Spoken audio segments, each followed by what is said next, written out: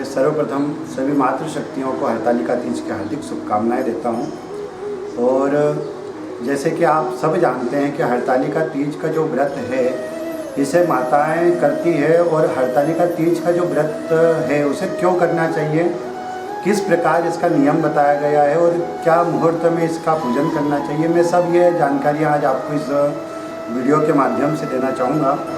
जैसे कि आप जानते हैं कि हरतालिका तीज का व्रत, इस व्रत को माताएं अधिक करती है और माताओं के लिए विशेष यह व्रत बताया गया है। जिस परिवार में सुख समृद्धि का वास नहीं होता है या जिस घर में अधिक कलह होता है तो उन माताओं को हरतालिका तीज का यह व्रत करना चाहिए। हरतालिका तीज व्रत जो है, पौराणिक कथाओं के अनुसार हम जानते हैं कि हरतालिका तीज का जो व्रत है इसे माता पार्वती ने भगवान शिव को प्रसन्न करने के लिए, भगवान शिव को अपने पति रूप में पाने के लिए इस व्रत को किया है। जिस समय माता मैना के गर्भ से पार्वती के रूप में जगत जननी का प्रादुर्भाव हुआ तो नारद जी महाराज के मन में विचार आया कि क्यों ना मैं जगदम्बा का दर्शन करने माता मैना के घर जाऊं। जैसे ही नारद जी महाराज मैना के महल में पहुंचे हैं तो मैना ने नारद जी महाराज को देखकर मन में एक लालसा जागृत की कि क्यों ना मैं अपनी बेटी पार्वती का हाथ नारद जी महाराज को दिखाऊं।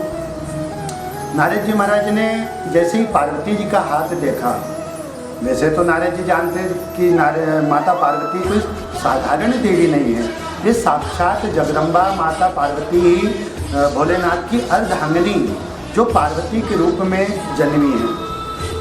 नारद जी महाराज ने माता पार्वती का हाथ की रेखाओं को देखा।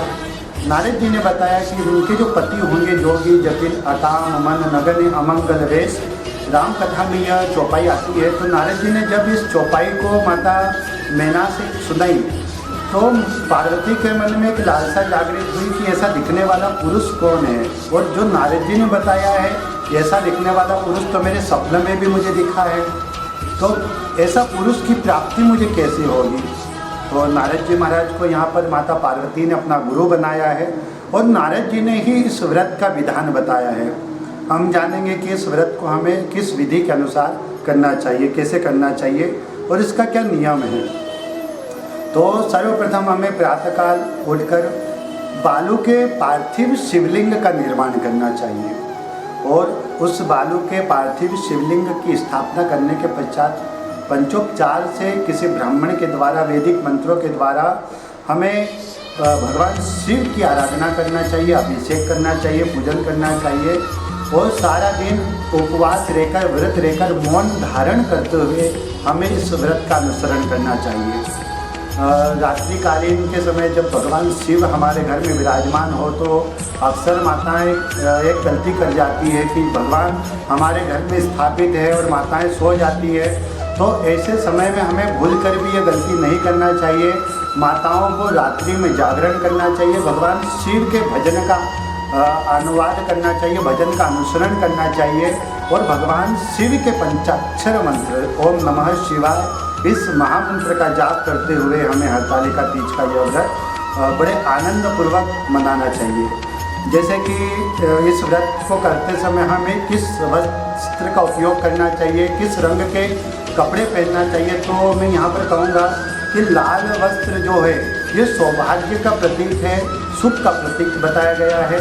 तो जब भी माताएँ भगवान शिव के इस हरतालिका तीज का व्रत करें तो लाल रंग का वस्त्र पहनकर जाएं और भगवान शिव की आराधना करें। जिस प्रकार लाल वस्त्र सौभाग्य का प्रतीक बताया गया है, उसी प्रकार भगवान शंकर की कृपा उस स्त्री पर होती है जो भगवान शिव की इस हरतालिका तीज का व्रत करती है।